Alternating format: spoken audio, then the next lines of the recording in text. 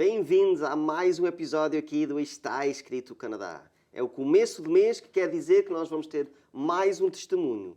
Hoje, a menina que fugia de Deus. Fica connosco, aqui no Está Escrito Canadá.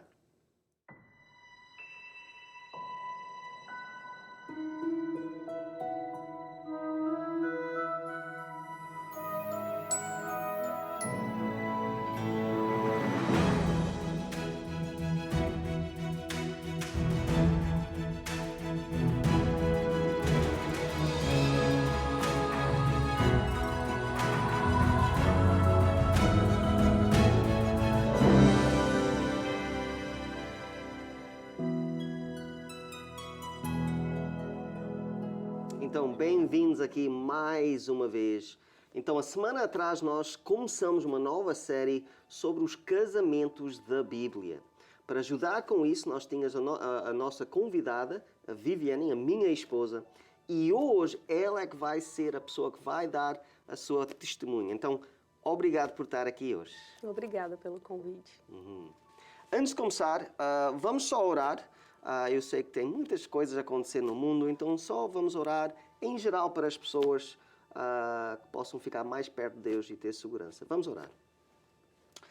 Deus, obrigado por mais um dia, obrigado que nós estamos aqui hoje para ouvir a Tua Palavra, para aprender mais de Ti e ver como Tu trabalhas nas vidas das pessoas.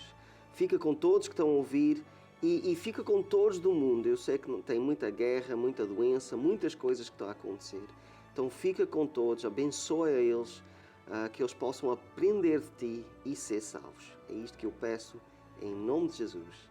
Amém.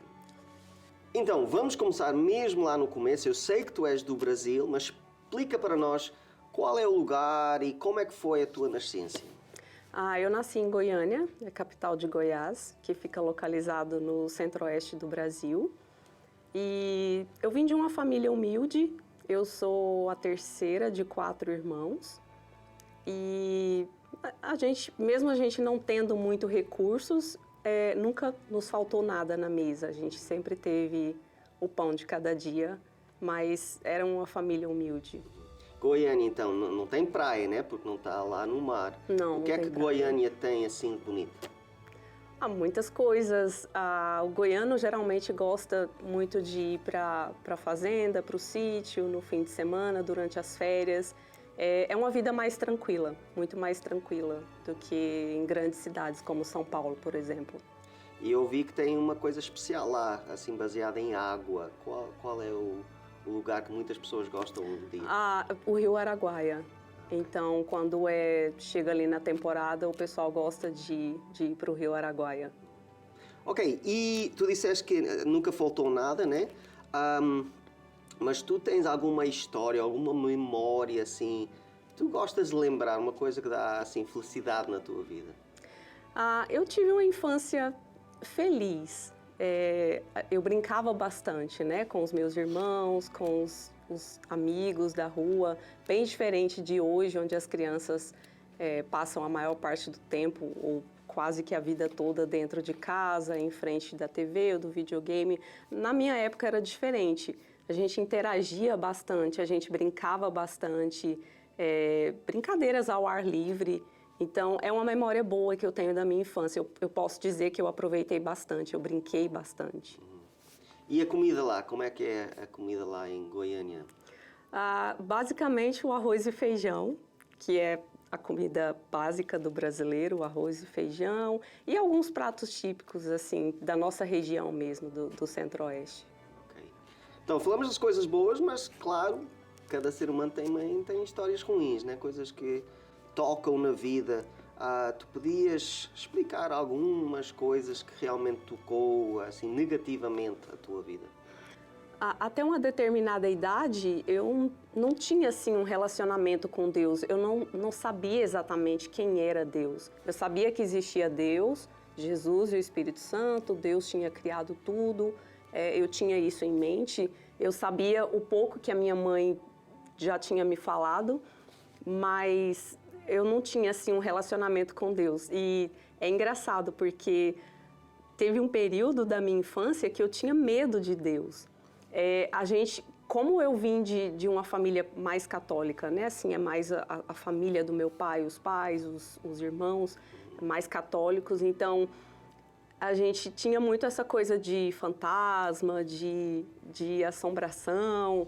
Então, quando alguém falava sobre Deus, né? Aquela presença invisível sempre com você, eu comecei a ter medo disso. Então, a minha irmã mais velha, né, até muitas vezes gostava de me passar medo com isso. E ela falava, olha, Deus está aí com você. E eu chorava, muitas vezes eu chorava. Eu realmente tinha medo da presença de Deus que eu não podia ver. Para mim era um fantasma. Aquele medo era porque ele ia, assim, julgar-te ou é só porque não podias ver, era aquele mistério? Eu acho que era uma coisa meio irracional, era só porque eu não podia ver mesmo. Não é que eu tinha medo.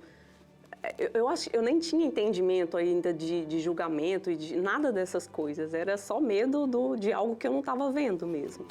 Então, para mim é interessante, porque tu estavas assim com pessoas que eram crentes, né? Acreditavam em Deus, provavelmente foram para algumas festas e coisas assim, mas mesmo dentro disso, tu não tinhas base de Deus, tu realmente não sabias que Ele existia, mas não sabias nada de Deus. O que é que aconteceu na tua vida que começou essa mudança? Porque hoje acreditas em Deus, né? Amas a Deus. Então, qual foi o começo? O que é que aconteceu para ter esse começo da transformação? Quando eu tinha por volta de 12, 13 anos, eu passei uma temporada na casa dos meus tios e, coincidentemente, nesse período, eles estavam em busca de uma igreja, né? Eles queriam ficar fixos numa igreja.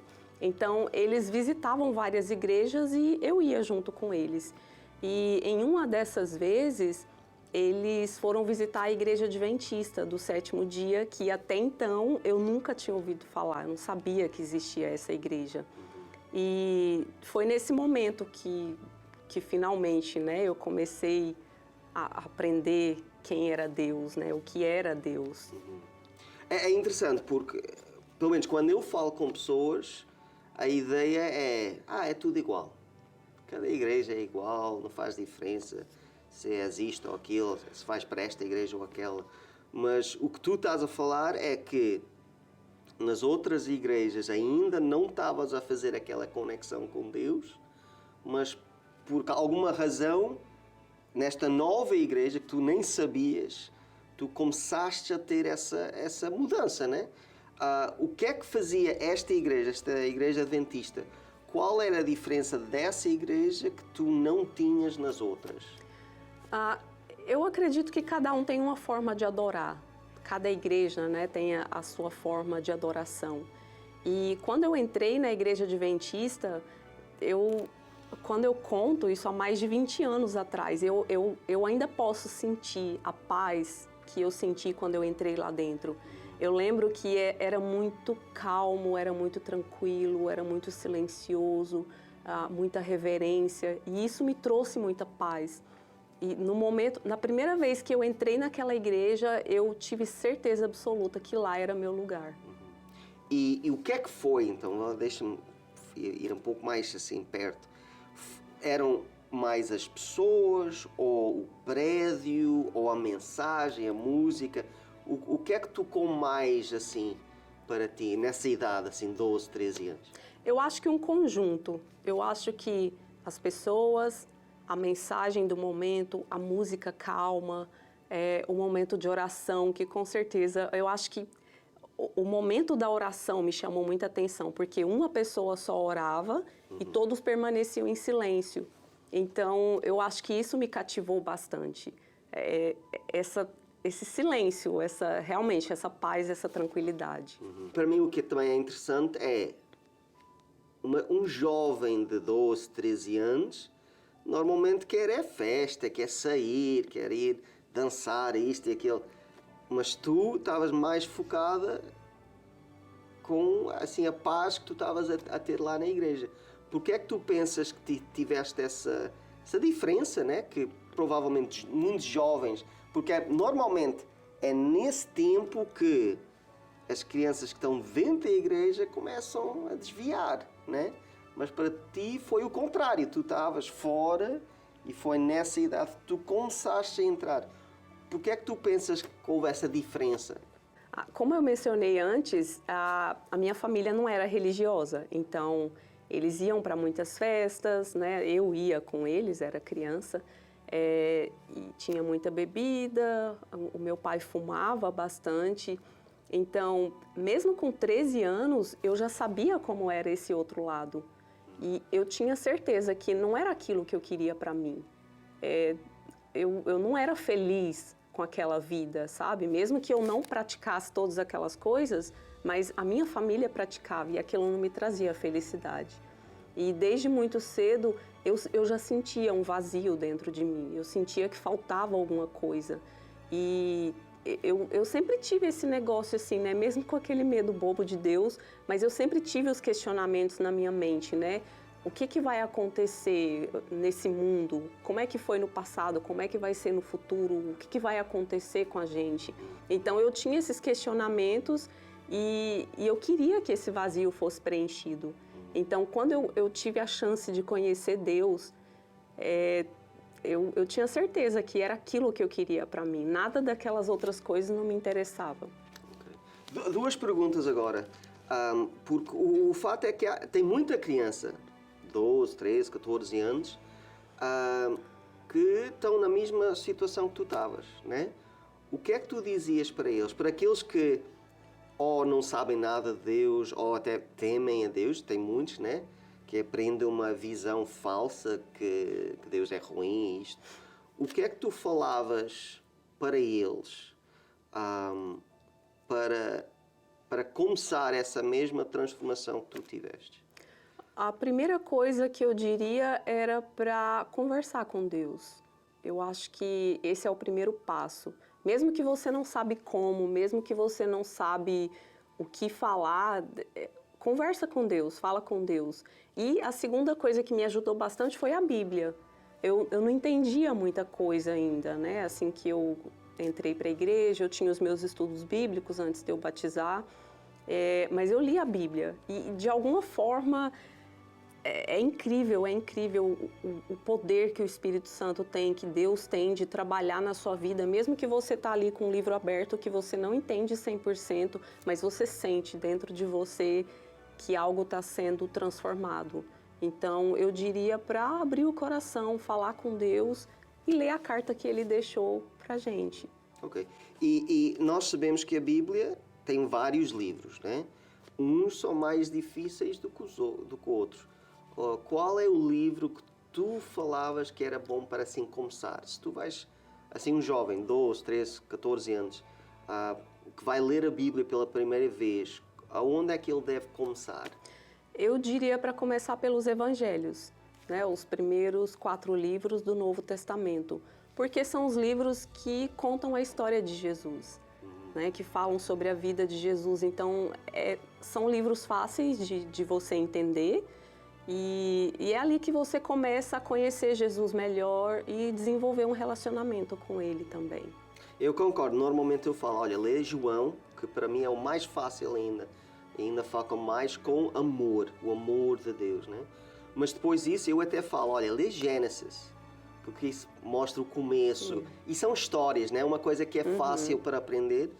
E também o outro livro que eu, pelo menos, falo com outros é os Salmos, que é um livro que também eu penso que ajuda quando a pessoa está com aqueles sentimentos, aquelas coisas todas, né? Mas o Evangelho, certo, eu penso que está certo. A outra pergunta que eu queria fazer é, não focado nas crianças, mas agora nos pais, porque eu tenho muitos pais que vão para mim e falam, olha, a minha criança, estou com medo, não está com Deus, ou está desviado, ou não quer saber nada da religião, essas coisas. O que é que falavas para os pais? O que é que os pais podem fazer para ajudar os filhos? Olha, eu acho que a coisa mais importante que um pai e uma mãe pode fazer é dar um bom exemplo para os filhos.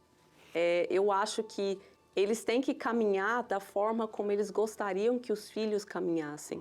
Porque eu acho que nada fala mais alto do que o testemunho, do que a sua própria ação. os passos que eu escolhi seguir foram diferentes do que os meus pais seguiram. Então, eles me deram um exemplo contrário do que eu não queria fazer. Então, eu acho que é muito importante, assim, para um pai e para uma mãe, olha para si mesmo, né? Corrija a sua vida, faça aquilo que você acha que tem que ser feito da forma correta, porque os seus filhos estão sempre olhando para as suas ações. Encontraste a igreja, estás dentro da igreja, mas nós sabemos, muitas vezes pessoas entram, depois saem, essas coisas. O que é que estava dentro da igreja que tu decidiste, assim, ficar e crescer e amar essa igreja? Eu acho que as conexões que a gente cria dentro da igreja, as amizades, sempre tem aquela pessoa com a qual você se identifica, que você cria aquele carinho, aquele amor. E a igreja estava sempre promovendo programas sociais. Eu acho que esse tipo de coisa é muito importante. Para mim, pelo menos, foi muito importante, né? Os desbravadores, a música. Então, todas essas coisas ajudam você a se conectar lá dentro e criar raízes e ter o desejo de ficar lá dentro. Tu falaste dos desbravadores. O que é isso? Porque eu penso que há muita gente que não sabe, né? Os Desbravadores é um programa que a gente tem dentro da igreja muito parecido com os escoteiros, onde as crianças de várias idades têm algumas atividades direcionadas e o intuito maior é fazer com que essas crianças criem raízes dentro da igreja, né? E também o trabalho missionário é um grande propósito dos Desbravadores. Okay. Então, estás dentro da igreja, cresces, né? Como é que chegaste aqui no Canadá, então? Essa é uma história interessante e também muito guiada por Deus. Eu conheci uma pessoa aqui no Canadá, né, um brasileiro que já morava aqui há muito tempo e de alguma forma a gente se encontrou e ele estava passando por um momento assim de muita necessidade de Deus, ele estava em busca de Deus também. E então nossos caminhos se cruzaram, eu comecei a dar estudos bíblicos para ele, todos os dias eu acordava e gravava os estudos bíblicos e enviava para ele, e enquanto ele ia para o trabalho, ele ia ouvindo esses estudos bíblicos em forma de devocional. E a gente ficou assim, né, durante alguns meses nessa conexão, em oração, estudos bíblicos, até que finalmente ele me convidou para vir conhecer o país. Eu vim e me apaixonei pelo Canadá e acabei ficando. Focando na religião agora, qual é a diferença que tu vês entre cristianismo no Brasil e cristianismo aqui no Canadá? Eu acho que no Brasil talvez um pouco mais conservador ainda em alguns aspectos, mas assim, a diferença gritante mesmo, eu acho que é a aceitação das pessoas. No Brasil, eu fiz muito trabalho missionário de entregar livros, folhetos, e era muito difícil uma pessoa falar não, era muito difícil uma pessoa recusar. Eu me lembro uma vez a gente estava distribuindo alguns livros e veio um grupo assim de crianças, adolescentes, de todas as idades, e eles pediram aqueles livros. E a primeira vez que eu fui fazer trabalho missionário aqui foi meio chocante, porque eu não consegui entregar quase nada. Então, eu acho que essa é a principal diferença. As pessoas lá são muito mais abertas à religião, a Deus, à fé, do que as pessoas aqui. Okay. E depois de um tempo nós conhecemos, né? Namoramos, finalmente casamos. Qual é a tua experiência de ser a esposa de um pastor, então? Eu não sei, assim, porque na minha cabeça, em primeiro lugar, eu sou a esposa do Steven. Depois vem o Steven com o ministério dele. Então, eu acho que não muda muita coisa. É um privilégio, com certeza. Para mim, particularmente, o maior privilégio de todos é ter um pastor em casa o tempo todo, para quem eu posso fazer todas as minhas perguntas. Sempre que eu tenho alguma dúvida, eu pergunto para o pastor. Mas, com certeza, é um privilégio, foi um presente dado por Deus que eu nunca imaginava receber antes. E só mais uma coisa que eu tenho a agradecer a Deus. estás casado com um pastor, mas eu sei que esse pastor não é o teu pastor preferido, né? Eu sei que tu amas o pastor Bulhon. Por quê? Por que é que tu amas tanto assim as mensagens dele? Eu acho que principalmente a serenidade dele, isso me chama muita atenção. A forma como ele transmite a mensagem, o olhar dele, as palavras, eu não sei, é tão cheio de doçura, assim, é como se ele sentisse a dor das pessoas, a dificuldade das pessoas, é como se ele, de certa forma, já tivesse experimentado tudo aquilo. Então, eu acho, assim, que a calma, a paz de espírito e a serenidade dele são coisas que me cativaram desde o primeiro momento que eu conheci o pastor Bulhon. Ok, eu sei que nós não temos muito tempo e eu ainda queria pedir qual é um verso da Bíblia que realmente toca no teu coração, uma coisa que tu assim lês e ficas assim, sentes Deus lá. Tu tens um verso assim? Tenho, e é engraçado porque ele está exatamente num livro onde muitas pessoas têm medo. Apocalipse 21:4 é o meu versículo favorito. Podias ler para nós? Claro. E fala: "E lhes enxugará dos olhos toda lágrima, e a morte já não existirá. Já não haverá luto, nem pranto, nem dor, porque as primeiras coisas passaram."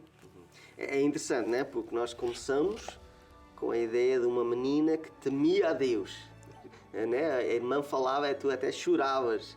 E agora estás a ler um verso que fala de Deus vir aqui à Terra, né? E que Ele vai tirar todo esse sofrimento e choro e essas coisas. O que é com este verso que realmente... Qual é a mensagem para ti deste verso?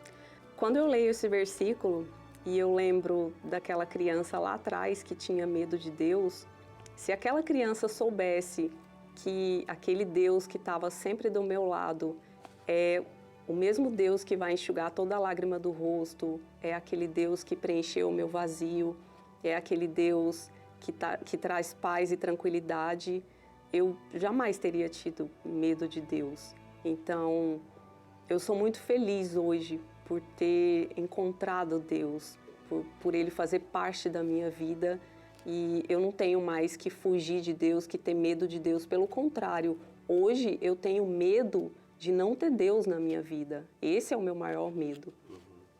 Eu gosto muito desse verso também e mostra o amor de Deus, né? É tão triste sabendo que não exatamente como a tua história, né? Mas tem muita gente que realmente teme a Deus, tem medo de Deus, porque são ensinados que Deus quer te matar, Deus vai te castigar, que Deus não está contente contigo, isso. Mas não é isso que a Bíblia fala, né? A Bíblia fala que Deus ama a nós tanto que deu o seu Filho, né? Deus sacrificou tudo para nós. Deus tem este amor que Ele quer mostrar para nós. Infelizmente Satanás faz de uma maneira para torcer todas essas mensagens. Mas eu penso que é importante ouvir histórias assim, que realmente acontece. Tem pessoas que realmente estão confusas, não sabem quem é Deus, podem temer a Deus. E então a importância de dar a mensagem de Deus para essas pessoas, né? Para a pessoa aprender e ter aquela realização que não, Deus é amor, Deus ama a todos. Infelizmente nós estamos só nos últimos momentos do programa, mas eu queria orar para aquelas pessoas, aqueles que realmente estavam na mesma situação que tu estavas, né? Que não sabiam de Deus, estavam confusos. Podias fazer uma oração para essas pessoas, que Deus possa tocar e dar a cara verdadeira de quem é Deus. Sim, claro, vamos orar. Pai querido que habita nos céus, muito obrigada, Senhor, por hoje eu poder te chamar de Pai e por poder saber que há um Deus, Senhor, que cuida de mim, que está comigo a todo momento, ao meu lado, em qualquer lugar que eu esteja. Nesse momento, eu quero pedir por aquelas pessoas que não sabem exatamente ainda quem o Senhor é, que estão passando por algum problema, que têm dúvidas, que o Senhor envie, Pai, o Teu Santo Espírito e que fale ao coração dessas pessoas, que elas se abram, Senhor, para o Senhor, assim como um dia lá atrás eu me abri. E que toda tristeza, toda mágoa, todo esse vazio seja preenchido pelo Teu amor. Em nome de Jesus, amém.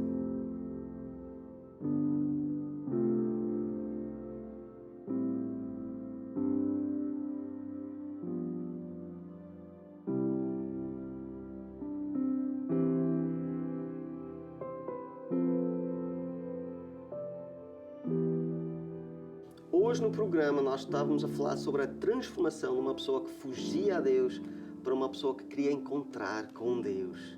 Se você é uma dessas pessoas, se vocês querem essa transformação, se vocês querem um caminho para Cristo, nós temos um livro para vocês. O livro é chamado Caminho a Cristo. É completamente grátis. Vocês podem ter este livro, é só nos contactar com a informação que vai ser dada agora.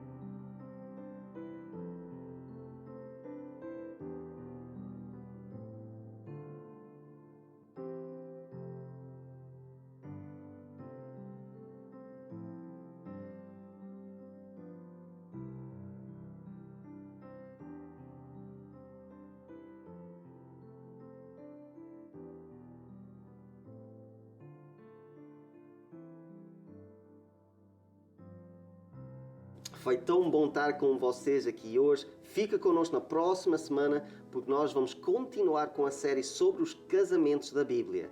Na próxima vamos falar sobre Abraão e Sara. Eu queria dizer um grande obrigado para a minha esposa aqui, a Viviane. Eu que agradeço, foi muito bom. Obrigada pelo convite. Esperamos vocês na próxima semana, mas até lá, lembrem-se que está escrito: nem só de pão viverá o homem, mas toda a palavra que sai da boca